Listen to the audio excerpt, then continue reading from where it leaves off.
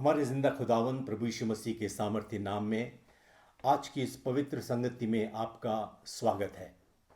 House of prayer Kaimore के पासबान pastor Ramos, उनके परिवार और वहाँ की कलीसिया के सभी सदस्यों की तरफ से आपको जय मसीह की, प्रेज द लॉर्ड, यीशु सहाय और शालोम। प्रियो, आज जिन परिस्थितियों में हम जी रहे हैं और जिन चुनौतियों का सामना कर रहे हैं, उससे हमारा दैनिक जीवन बिल्कुल अस्त व्यस्त हो गया है। जब हम घर से बाहर बाहर निकलते हैं तो हम मास्क पहनते हैं, और यदि किसी को सलाम दुआ करना है तो दूरी से हम सलाम दुआ करते हैं। भीड़ भाड़ वाले इलाकों से हम थोड़ा बच कर के रहते हैं, और जितनी बार हो सकता है साबुन से अपना हाथ अच्छी तरह से धोते हैं। और बहुत सारे इस तरह के प्रिकॉशंस हम अपने जीवन में लेते रहते हैं। इससे हमारा जो दैनिक जीवन है उसमें जो कंटिन्यूटी है, जो दिनचर्या है, उसमें बाधा पड़ने लगती है।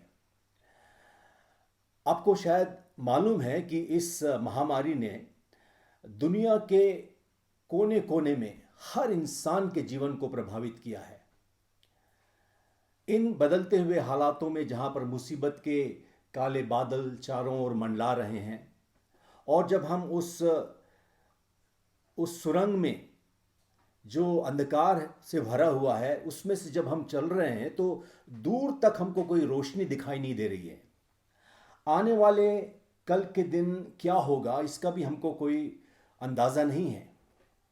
अब हमारे सामने एक प्रश्न है, और यह एक गंभीर प्रश्न है, एक गंभीर सवाल है। मान लीजिए आज का दिन हमारे लिए इस दुनिया में जीने का आखिरी दिन हो, तो कल के लिए क्या हमारे पास कोई उम्मीद है?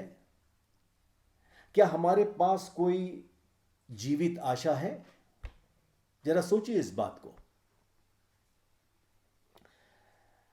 परमेश्वर के सेवक विल्सन जॉर्ज ने इस गीत को करीब 42 साल पहले लिखा था, और उन्होंने इसकी धुन भी बनाई। बहुत प्यारा गीत है, प्रचलित है, दुनिया के कोने कोने में इसको गाया जाता है। पूरी सांत्वना से भरा हुआ गीत है।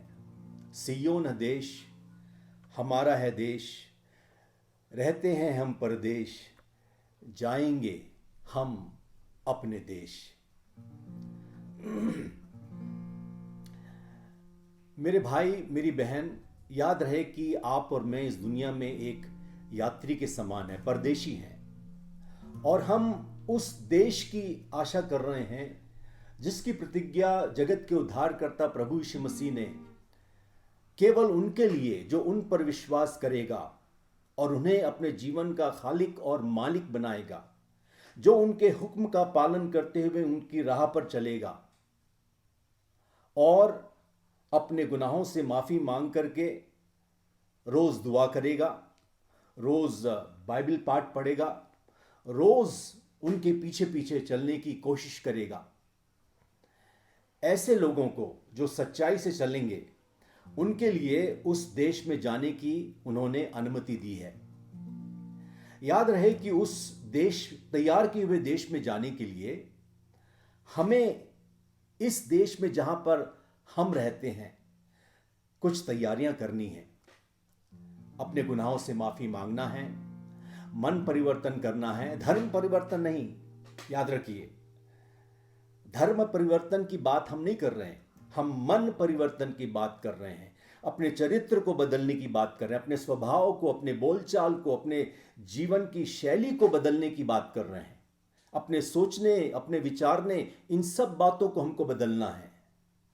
और जब हम इन सब बातों को अपने जीवन में बदलेंगे, परमेश्वर ने जो मुकाम हमारे लिए तैयार करके रखा है उस देश में हम जाने पाएंगे। गाइए मेरे साथ, सियोन है देश हमारा है देश, रहते हैं हम परदेश, जाएंगे हम एक दिन अपने देश। हालेलुया।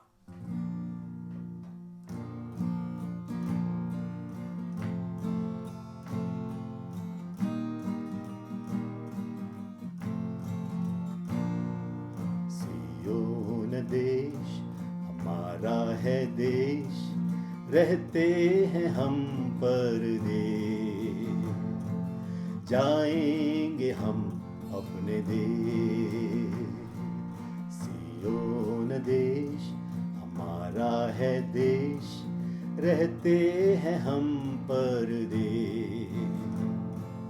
जाएंगे हम अपने देश। Hallelujah hallelujah hallelujah hallelujah hallelujah hallelujah hallelujah hallelujah. Zion देश हमारा है देश, रहते हैं हम परदेश। जाएंगे हम अपने देश। दुख जो हमारे यहाँ ना होंगे फिर वहाँ, दुख जो हमारे यहाँ ना होंगे फिर वहाँ। सारे दुखों का अंत होगा, सारे दुखों का अंत होगा।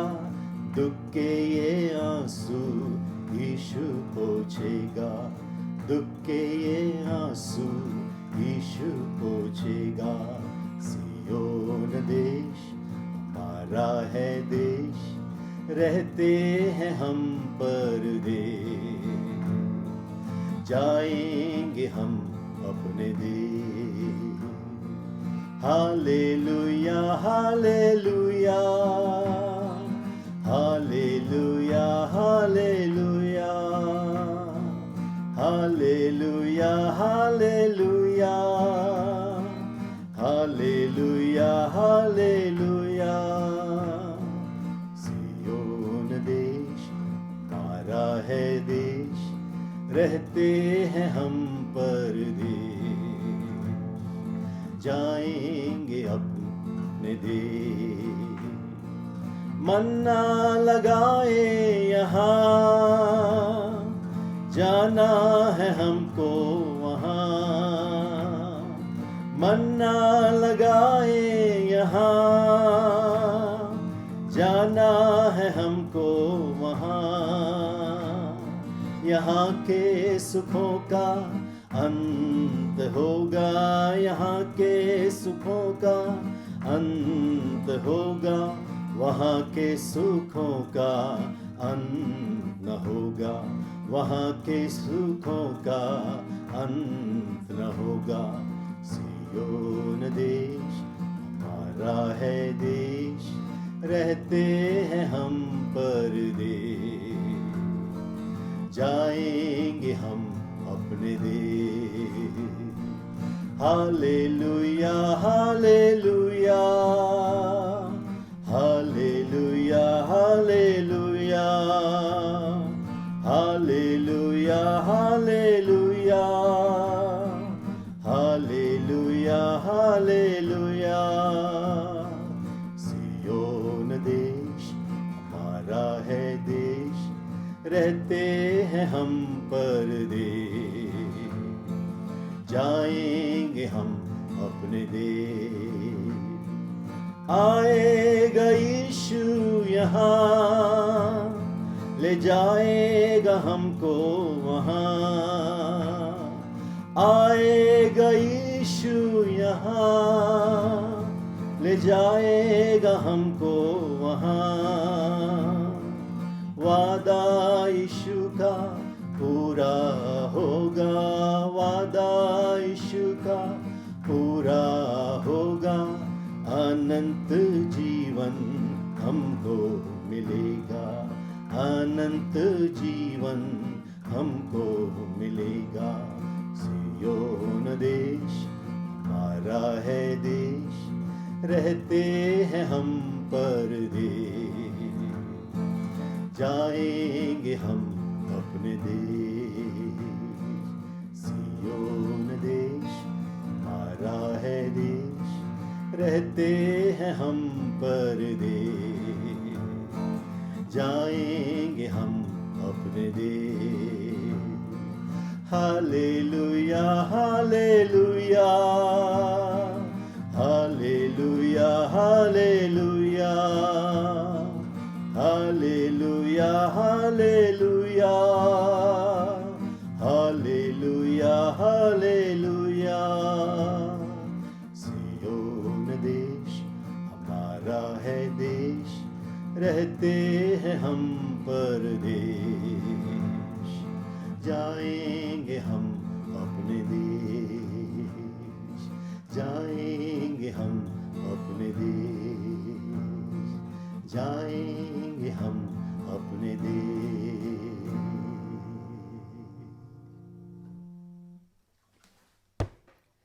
प्रभु का धन्यवाद हो ऐसे मधुर गीत के लिए जिसको हमारे भाई विल्सन जॉर्ज ने 42 साल पहले लिखा था। और ये बातें आज भी हमारे सामने बिल्कुल साफ है कि हम इस दुनिया में एक यात्री हैं और हमें लेने के लिए हमारा प्रभु यीशु मसीह जल्द आने वाला है।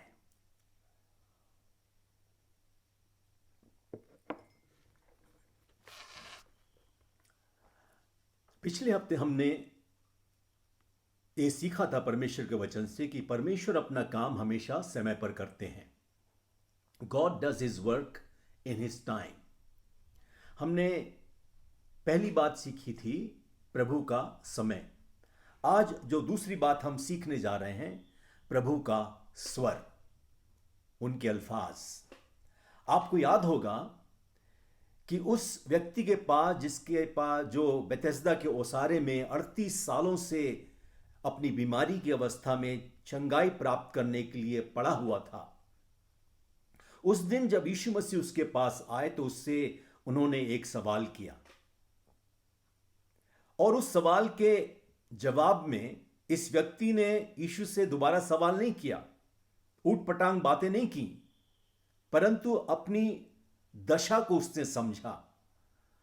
और जब यीशु ने उससे पूछा क्या तू चंगा होना चाहता है, उसने तुरंत यीशु से कहा, प्रभु रब्बी, मेरा कोई सहायक नहीं है जो मेरी मदद करे कि मैं पानी में उतर जाऊं। जब वो फरिश्ता स्वर्ग से आकर के उस पानी कुंड के पानी को हिलाता है, मैं उसमें जाऊं और अपनी बीमारी से शिफा पाऊं। मेरा कोई सहायक नहीं है। जब उसने अपनी दशा को पहचाना और उसको यीशु मसीह से कहा, तब यीशु मसीह ने उसको केवल एक आज्ञा दी, तू अपनी खाट उठा, अपना बिस्तर बोरा उठा और चल फिर। और बाइबल में हम पढ़ते हैं कि वो तुरंत चंगा हो गया। उसने चंगाई को प्राप्त किया था, लेकिन चंगा कर्ता को अभी तक उसने एक्सेप्ट नहीं किया था, अपने जीवन में ग्रहण नहीं किया था। उसकी मुलाकात कुछ दिनों के बाद दोबारा यीशु मसीह से मंदिर में होती है, परमेश्वर के भवन में होती है। हमें नहीं मालूम कि उनके यीशु मसीह के बीच में और इस व्यक्ति के बीच में क्या वार्तालाप हुआ, क्या कॉन्वर्जेशन था, हमको नहीं मालूम। लेकिन हमें इतना अवश्य मालूम है कि यीशु मसीह ने उसको एक चेतावनी दी कि तू फिर दोबारा पाप मत करना। यदि तू दोबारा पाप करेगा तो तेरी दशा बदतर हो जाएगी, भयंकर हो जाएगी और शायद तुझे इस बीमारी में मर जाना पड़ेगा। जब प्रभु यीशु मसीह आपके पास आकर के कहते हैं कि आपकी क्या आवश्यकता है, शायद आपने इस व्यक्ति के समान कई वर्षों तक उम्मीद करके रखी होगी, उम्मीद में आप अपना दिन बिता रहे हैं कि मेरा समय प्रभु कब आएगा। याद रखिए, परमेश्वर आज आपसे एक सवाल करता है, क्या आप अपनी इस वर्तमान परिस्थिति से शिफा पाना चाहते हैं? याद रखिए, शायद आपको तुरंत शिफा ना मिले, लेकिन जो शांति परमेश्वर हमें देगा, वो शांति, उस शांति को हमको बरकरार रखना है। आज इस दुनिया में कितने लोग हैं जो बीमार हैं, उनको कभी शिफा नहीं मिलती, दुआ करते हैं, प्रार्थना करते हैं और प्रभु से गिड़गिड़ाते हैं और शायद उस बीमारी की अवस्था में मर जाते हैं। लोग कहते होंगे, सोचते होंगे कि क्या भाई, इसको इतना उसने प्रार्थना किया, इतना उसने मेहनत की और वचन बाइबल का अध्ययन किया और खुदा की इबादत की, लेकिन उसको शिफा नहीं मिली। याद रखिए, हमारे शारीरिक चंगाई से बढ़ करके हमारे आत्मिक चंगाई में ज़्यादा आशीष है। यदि आपके अंदर आत्मिक चंगाई है, अर्थात आपने अपने मन को परिवर्तित किया है प्रभु यीशु मसीह के ऊपर विश्वास करने के द्वारा, अपने गुनाहों से आपने माफी मांगी है, पश्चाताप किया है, मन फिराया है और आप प्रभु के पास अब आगे बढ़ रहे हैं। यदि आज की रात आप इस दुनिया से और आज के दिन आप इस दुनिया से कूच करके भी चले जाएं, कोई बात नहीं, क्योंकि यीशु मसीह आपके जीवन में है, आपने उनको ग्रहण किया है। आपका स्थान वो देश है जिसके लिए उन्होंने प्रतिज्ञा की है। लेकिन यदि आपके जीवन में प्रभु नहीं है, आपने उनको कभी भी अपना उद्धारकर्ता करके ग्रहण नहीं किया, अपने पापों से माफी नहीं मांगी, अपने गुनाहों के रास्ते पर चल रहे हैं और आपका शरीर बिल्कुल हष्ट पुष्ट है, आप तंदुरुस्त इंसान हैं, और तंदुरुस्त इंसान होते हुए भी आपके जीवन में यीशु मसीह की शांति नहीं है, तो आप यदि इस संसार से कूच करके चले जाएंगे तो आपको आने वाले उस देश में कोई स्थान नहीं मिलेगा। बाइबल में कहीं नहीं लिखा है कि एक इंसान जब अपनी बीमारी से चंगाई को प्राप्त करता है तो उसको स्वर्ग मिलता है। ऐसा कहीं नहीं लिखा है। कहीं नहीं लिखा है कि एक इंसान जब अपनी बीमारियों से शिफा पाता है तो स्वर्ग में बहुत आनंद होता, कहीं नहीं लिखा। लेकिन बाइबल में अवश्य लिखा है कि एक इंसान जब अपने जीवन में मन फिरा करके प्रभु को अपने जीवन में ग्रहण करता है, स्वर्ग में आनंद होता है। स्वर्ग के दूत, फरिश्ते वहां पर जय जयकार करते हैं। तो आपके और मेरे लिए शारीरिक शिफा से बढ़ करके रूहानी शिफा, आत्मिक चंगाई की आवश्यकता है। आज हम जो दूसरी बात देख रहे हैं वो है प्रभु का स्वर। मैं उनकी इस आवाज के बारे में चर्चा नहीं कर रहा हूं, उस स्वर के बारे में बात नहीं कर रहा हूं कि वो उनकी आवाज पतली थी या भारी थी या मोटी थी या भद्दी थी, सुनने में अच्छा लगता था या अच्छा नहीं था। मैं उस स्वर की बात नहीं कर रहा हूं।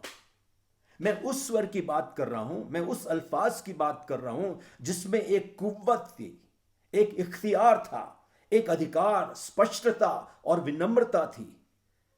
उस स्वर की मैं बात कर रहा हूं। I am talking about his tone, the tone which had authority, velocity, clarity and honesty. मैं उस स्वर के विषय में बात कर रहा हूं जिसको सुनकर दुष्टात्माएं थरथराती थीं, कांपती थीं। याकूब 2:19, लूका 11:14 और मत्ती रचित सुसमाचार 8:29। इन पदों में हम पढ़ते हैं कि दुष्टात्माएं यीशु की वाणी को सुनकर के, यीशु के अल्फाज को, उनके स्वर को सुनकर के थरथराते थे, कांपते थे। मैं उस स्वर के विषय में बात कर रहा हूं जिसको सुनकर के आंधी और तूफान थम जाते थे। मत्ती 8:27। मैं उस स्वर की बात कर रहा हूं जिसको सुन करके अंधे देखने लग जाते थे, गूंगे बोलने लग जाते थे, बहरे सुनने लग जाते थे। मैं उस अल्फाज की बात कर रहा हूं। मैं उस स्वर की बात कर रहा हूं जिसे सुनकर मुर्दे जीवित हो जाते थे। 12 साल की उम्र में यीशु मसीह अपने मां बाप के साथ यरूशलेम के मंदिर को गए। 12 साल की उम्र में आजकल के बच्चे यदि उस भीड़ भाड़ वाले इलाके में जाएंगे जहां पर शायद एक मेला लगा हो, तो वहां पर उनका ध्यान खेलने में रहेगा या उनका ध्यान खाने पीने की चीजों में रहेगा। 12 साल की उम्र के बच्चे नादान रहते हैं।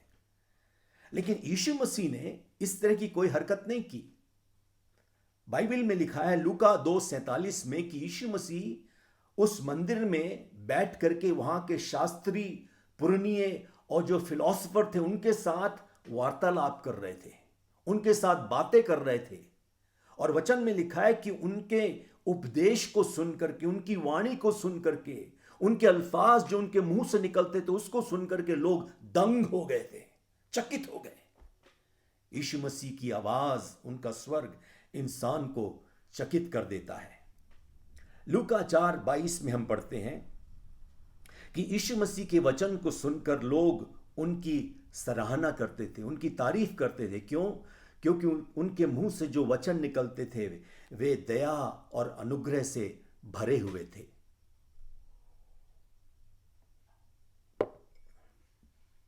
लूका के 4:36 पद में हम पढ़ते हैं कि दुष्टात्मा ने यीशु मसीह की आवाज को सुना और उसका पालन किया। लोग कहने लगे, ये कैसा वचन है, ये कैसी वाणी है कि दुष्टात्माएं भी इस वचन को सुन करके उनका हुक्म मानती हैं, और इस वाणी में कितना अधिकार है। पतरस जो यीशु मसीह का एक चेला था, यूहन्ना के 6 अध्याय के 66 पद से आगे वहां पर हम पढ़ते हैं कि उसने यीशु मसीह के पास आकर कहा, हे रब्बी, हम और कहां जाएं? अब्दी जिंदगी की बातें आपके पास है। पतरस ने यह जान लिया था कि यीशु मसीह की बातों को सुन करके, उनकी अल्फाज को जो उनके मुंह से निकलते उनको सुन करके हमको अब्दी जिंदगी मिलेगी। यूहन्ना के 7 अध्याय के 46 पद में यदि हम पढ़ें तो वहां पर जो प्रधान याजक थे, जो फरीसी थे, पुरनिये थे, उन्होंने आपस में एक स्कीम किया, एक षड्यंत्र रचा। और उस षड्यंत्र में यह रचा कि वे लोग जाकर के यीशु मसीह को गिरफ्तार करेंगे, अरेस्ट करेंगे। तो उन्होंने एक अरेस्ट वारंट सिपाहियों को दिया कि तुम लोग जाओ और यीशु मसीह जो मंदिर में उपदेश दे रहे हैं उनको अरेस्ट करके हमारे पास लाओ। तो ये सिपाही सब गए, अरेस्ट वारंट उनके हाथ में था, वे गए यीशु मसीह को अरेस्ट करने के लिए। लेकिन जब वे वहां गए तो यीशु मसीह वहां पर जो उपदेश दे रहे थे, उस उपदेश को सुन करके ये लोग चकित हो गए और यीशु मसीह को अरेस्ट नहीं किया, वापस आ गए खाली हाथ। और जब इन प्रधानों ने पूछा, कहां है यीशु मसीह, क्यों गिरफ्तार नहीं किया? तो सिपाहियों का जो प्रधान था, सूबेदार, उसने कहा कि हमने कभी भी किसी मनुष्य को ऐसी बातें करते हुए नहीं सुना है। यीशु मसीह के वचन दिल को बदलने वाले वचन हैं। ये स्वर अंधकार की सामर्थ को दहलाने वाले स्वर हैं, गलत सूझबूझ को हिला देने वाले वचन हैं, कठोर मन को कोमल बना देने वाले वचन हैं। यीशु मसीह के स्वरों को जब आप सुनेंगे तो आपके दिल में हलचल मचेगी। आपको याद है वो हादसा जब यीशु मसीह को क्रूस पर चढ़ाया गया और उसके बाद जब उनकी मौत हुई, उनको उतार करके उस कब्र में दफनाया गया। 2 चेले थे यीशु मसीह के जो यरूशलेम से इम्माउस की ओर चले जा रहे थे। और लूका के 24 अध्याय में हम पढ़ते हैं कि यीशु मसीह भी उनके साथ, इन 2 चेलों के साथ हो लिया। यरूशलेम से इम्माउस का जो फासला था करीब 7 मील दूर का था। ये 7 मील दूरी उन्होंने कितने समय में पूरा किया उसके बारे में हमें नहीं मालूम। लेकिन जो दूरी इन्होंने तय की, उस दूरी के दौरान, उस यात्रा के दौरान यीशु मसीह ने इन 2 चेलों के साथ आकर के उनसे बातें की और उनकी समझ को खोला और उनको व्यवस्था से या परमेश्वर के वचन से उनको बातें समझाई। शाम हो गई थी, अंधेरा हो रहा था और यीशु मसीह आगे जाने वाले थे। लेकिन इन दोनों ने कहा, अब आगे कहाँ जाते हो भाई, हमारे साथ रहो, क्योंकि अंधकार है, अभी अंधेरा हो रहा है, हमारे साथ रहो, हम कुछ खाना पानी का इंतज़ाम करेंगे। और जब ये लोग बैठे यीशु मसीह ने जिस तरह से रोटी को तोड़ा, उनकी आंखें खुल गईं। यीशु वहां से गायब हो गए, चले गए वहां से। लेकिन इन दोनों चेलों के अंदर जो हलचल मची थी, उन्होंने यीशु मसीह को साक्षात आंखों से देखा था, उनके साथ बात किया था, उनके साथ वे लोग उस यात्रा में गए थे। वे तुरंत 7 मील दोबारा दौड़ते हुए इम्माउस से यरूशलेम की ओर चले गए। यीशु मसीह का जब आप वचन सुनेंगे तो आप उस स्थान पर नहीं रहेंगे, आप जाकर के लोगों को यीशु मसीह के बारे में बताएंगे। यूहन्ना के 11वें अध्याय में हम पढ़ते हैं कि एक सड़ी हुई लाश उस कब्र में दफन की गई थी। यीशु मसीह ने यूहन्ना के 11वें अध्याय के 43वें पद में यीशु ने ऊंची आवाज से पुकारा, लाजर निकल के आ जा। जो मर गया था, सड़ रहा था, कफन का चेहरा बांधे हुए कब्र से बाहर आ गया। मत्ती 8:26 और 27 में यीशु ने तूफान और पानी को डांटा, सब कुछ शांत हो गया। चेले अचरज में डूबकर कहने लगे, यह कौन है कि तूफान और पानी भी इनकी आज्ञा मानते हैं। अभी वो पानी में डूब रहे थे, यीशु की वाणी को सुनकर वो अचरज में डूबने लगे। मरकुस के 4 अध्याय के 39 पद में भी हम इसी बात को पढ़ते हैं। मेरे प्रियो, उन सिपाहियों के समान शायद आपके हाथ में एक वारंट है, और यह वारंट हो सकता है कि आप किसी पर दोष लगाने के लिए बहुत उतावले हैं, किसी को नीचा दिखाने के लिए, किसी की बुराई करने के लिए, झूठी गवाही देने के लिए वारंट अपने हाथों में लेकर के आप जा रहे हैं। यीशु की वाणी को सुनिए और अपने मन में जो परिवर्तन है उसको स्वीकार करिए। इम्माउस के रास्ते जाते हुए उन शिष्यों के समान शायद आप उदास हैं, आपको कुछ समझ में नहीं आ रहा है। यीशु के उत्तेजनापूर्ण स्वर्ण बातों को सुनिए, आपकी आत्मिक आंखें खुल जाएंगी। लाजर के समान शायद आप आत्मिक रूप से मरे हुए हैं, आपके आत्मिक जीवन में कोई खुशबू नहीं है, आप मरे हुए हैं। कफन के जो कपड़े हैं उसमें आप बंधे हुए हैं, अपनी बुराइयों में, अपने पापों में आप बंधे हुए हैं। यीशु मसीह के अल्फाज को सुनिए और छुटकारा पाइए, नया जीवन पाइए। उन शिष्यों के समान आप शायद डर से कांप रहे हैं, क्योंकि आंधी तूफान सब जगह से आ रही है। यीशु मसीह के उस विश्वास से भरे शब्दों को सुनिए और अपने जीवन में शांति का अनुभव करिए। इस जीवन में सफर करते हुए क्या आप सांसारिक, मानसिक, आर्थिक तूफानों और आंधियों की चपेट में अपने आप को पाते हैं? हिम्मत रखिए, यीशु अपनी वाणी से आपके जीवन में शांति ला सकते हैं। हो सकता है आप अपने आप को अयोग्य, असहाय, नालायक इंसान समझते हैं। शैतान आपके जीवन में कई एक परीक्षाएं लाता है। आपको रात में नींद नहीं आती, बुरे सपने आते हैं, बुरे ख्याल आते हैं, आपको कोई आत्मा सता रही है। याद रखिए, यीशु मसीह आपके पास आकर के आपको शिफा देना चाहते हैं।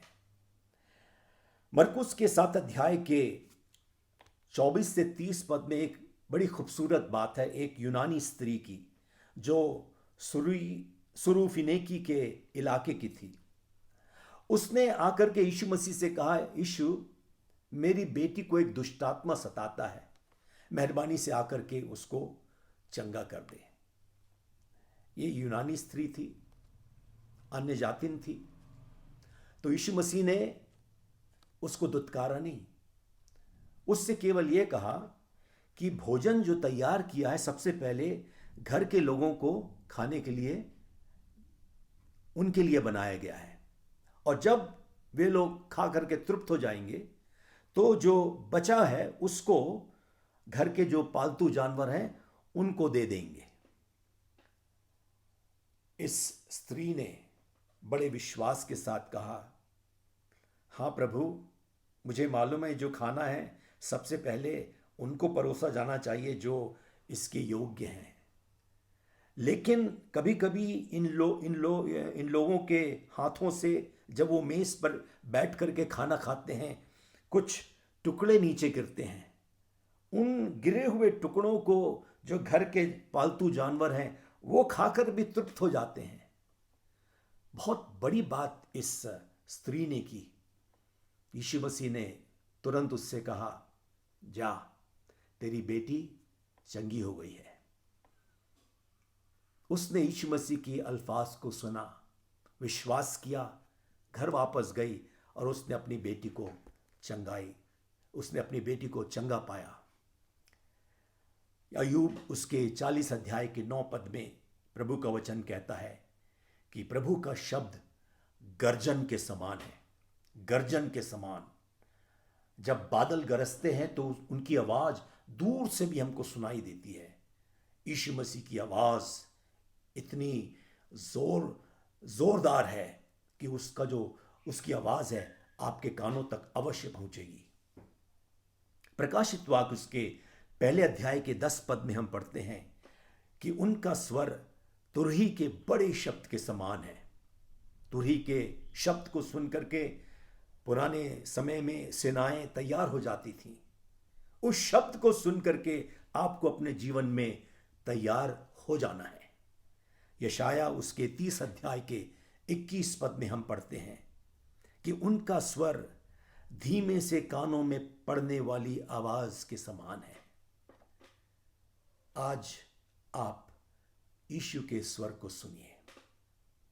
जब आप यीशु के स्वर को सुनेंगे, यीशु आपके जीवन में आकर के आपको शांति देंगे। तो आज हमने दूसरी बात सीखी, प्रभु का स्वर। हमने 2 बातें सीख ली हैं, प्रभु का समय। आज दूसरी बात हमने सीखी, प्रभु का स्वर। प्रभु ने चाहा तो आने वाले हफ्तों में हम 2 बातें और देखेंगे। उस समय तक मेरी प्रार्थना है कि प्रभु का अनुग्रह आपके जीवन में होता रहे। प्रभु आपके साथ रहे, आपको शांति दे और आपको अपने वचन के द्वारा हिम्मत और ढाढ़स दे। जय मसीह की।